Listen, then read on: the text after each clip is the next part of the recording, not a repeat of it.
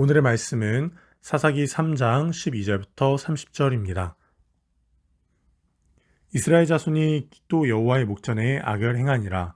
이스라엘 자손이 여호와의 목전에 악을 행함으로 여호와께서 모압 왕 에글론을 강성하게 하사 그들을 대적하게 하시매 에글론이 암몬과 아말렉 자손들을 모아 가지고 와서 이스라엘을 쳐서 종려나무 성읍을 점령한지라. 이에 이스라엘 자손이 모압 왕 에글론을 18해 동안 섬기니라. 이스라엘 자손이 여호와께 부르짖음에 여호와께서 그들을 위하여 한 구원자를 세우셨으니 그는 곧 베냐민 사람 게라의 아들 왼손잡이 에훗이라.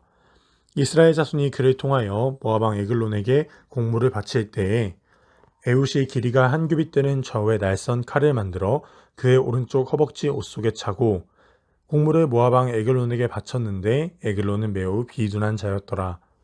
에훗이 공물 바치기를 마친 후에 공물을 메고 온 자들을 보내고 자기는 길갈 근처 돌 뜨는 것에서부터 돌아와서 이르되 왕이여 내가 은밀한 일을 왕에게 아뢰려 하나이다 하니 왕이 명령하여 조용히 하라 하매 모셔선 자들이 다 물러간지라.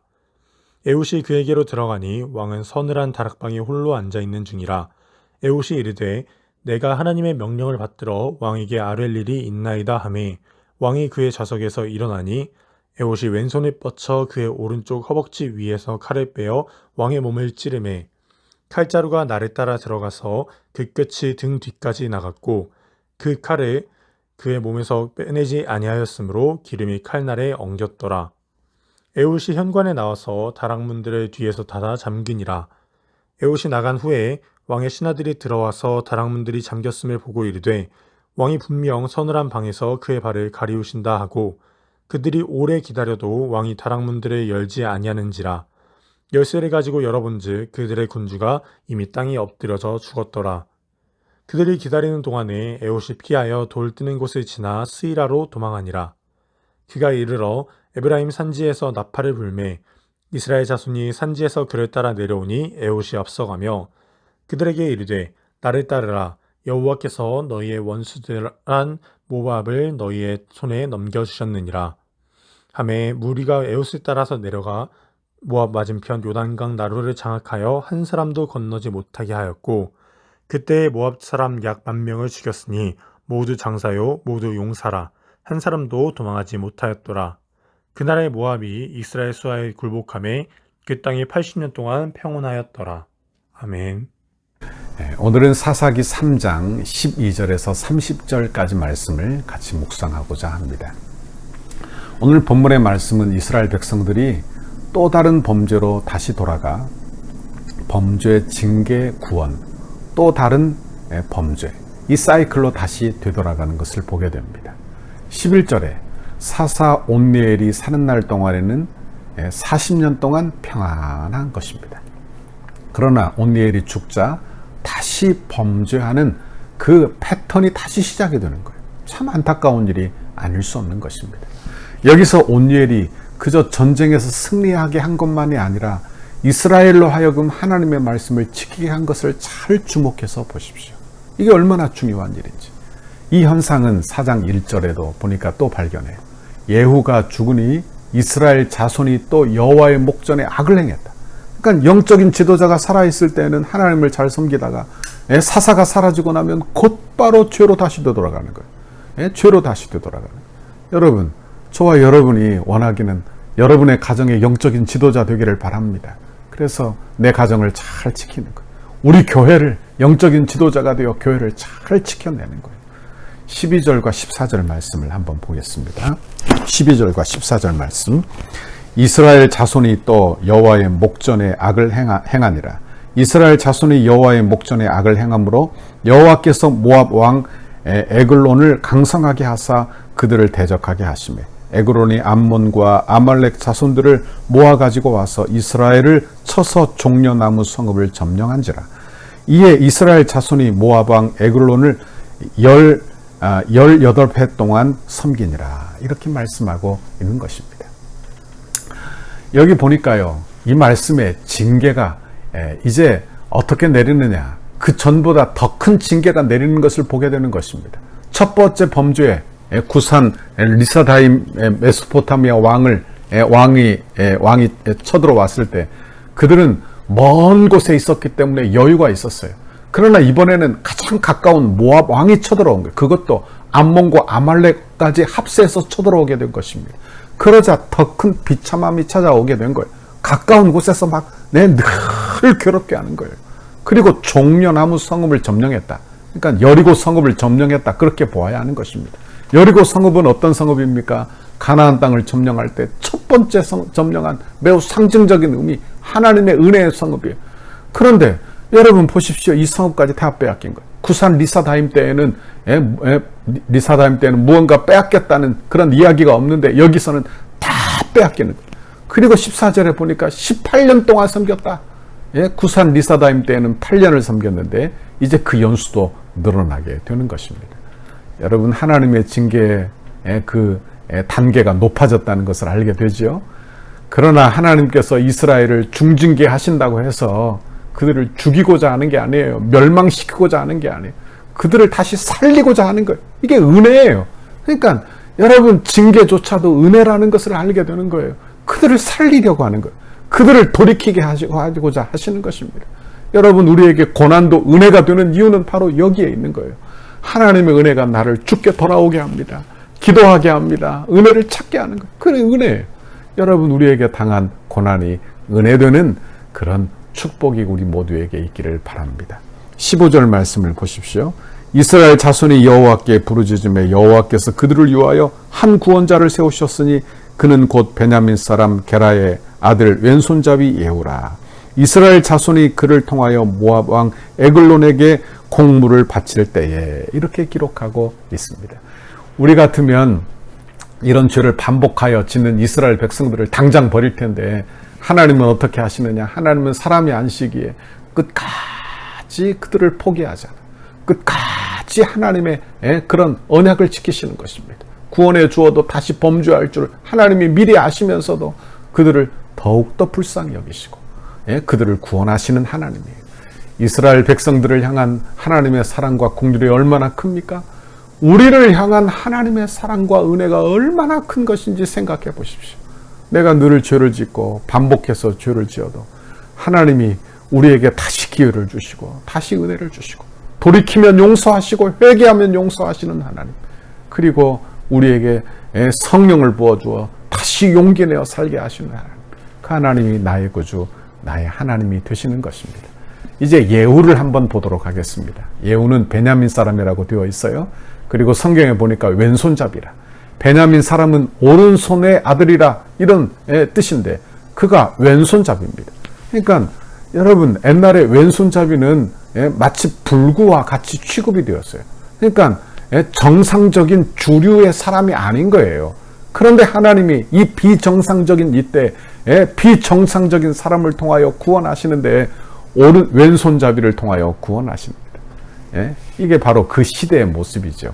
그런데 어쨌든 예후는 조공을 바치면서 에글론을 암살할 계획을 세우게 되는데 17절 이하에 보니까 모압왕 에글론을 심히 비둔한 자라고 되어 있어요. 조공을 바치러 돌아가다 말고 되돌아와서 왕에게 은밀하게 고할 일이 있다고 독대를 청하는 것입니다.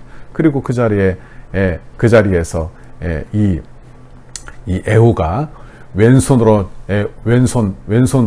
우편 다리에서 칼을 빼어 왕의 몸을 찔러 칼 자루도 따라 들어갈 정도로 아주 깊게, 그리고 등 뒤에 나오게까지 되었는데 아주 깊게 찔러 그를 죽게 하는 사건이 성경에 나오는 것입니다. 그런데 이 성경의 내용을 우리가 잘 묵상해야 돼요. 여기 보니까요, 칼에 기름이 낀 것, 예후가 현관에 들어와서 다락문을 닫아 잠그게 되었다. 그리고 왕궁을 또한 빠져나가게 되었다. 도초들이 다락문이 닫혀 있는 것을 보고 왕이 화장실에 있는 것으로 알았다. 이 모든 것을 통해서 우리가 깨닫게 되는 거예요. 제가 화장실이라고 이야기하는데 24절에 보니까 이런 말씀이 나와요. 24절을 보십시오.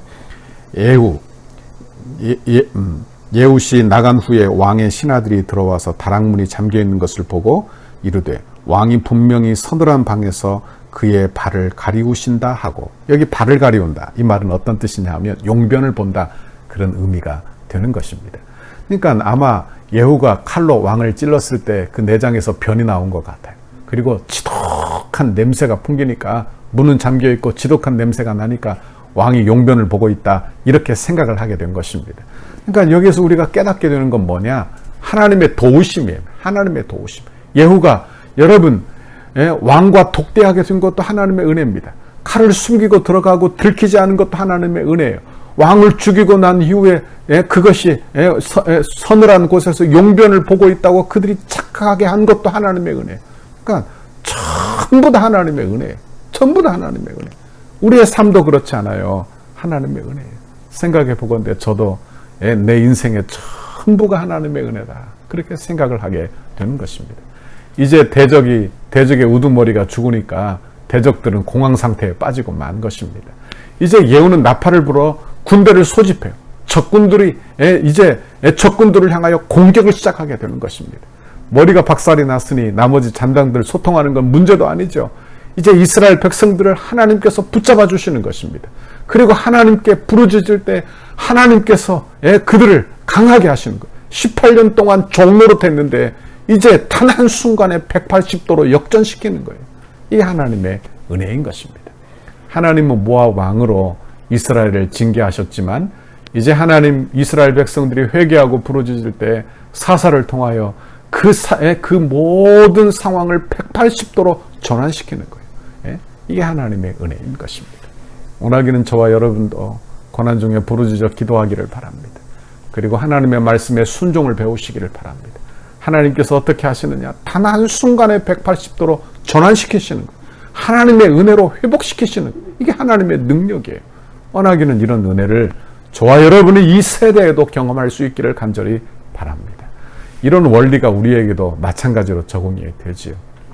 우리의 구원자이신 예수님, 그분이 우리에게 찾아오셔서 사단 마귀의 그 머리를 멸하신 거예요.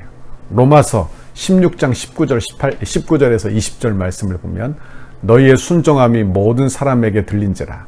그러므로 내가 너희로 말미암아 기뻐하노니 너희가 선한 데 지혜롭고 악한 데 미련하기를 원하노라.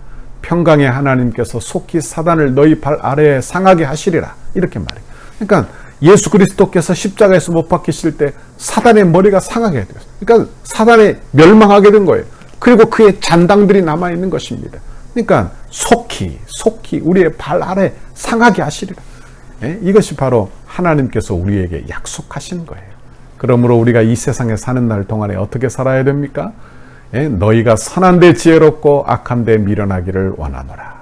이것이 하나님이 우리에게 바라시는 일이 되는 것입니다. 여러분, 우리는 이 땅에 살면서 하나님의 은혜로 삽니다. 그렇죠. 하나님의 은혜로.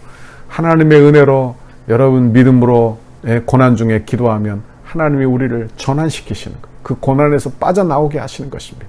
예후의 사건을 보십시오. 다 하나님의 은혜가 아니에요. 그들이 부르짖자 그들이 다 하나님의 은혜로 이렇게 회복되는 것, 이걸 보게 하시는 것입니다. 우리도 마찬가지예요.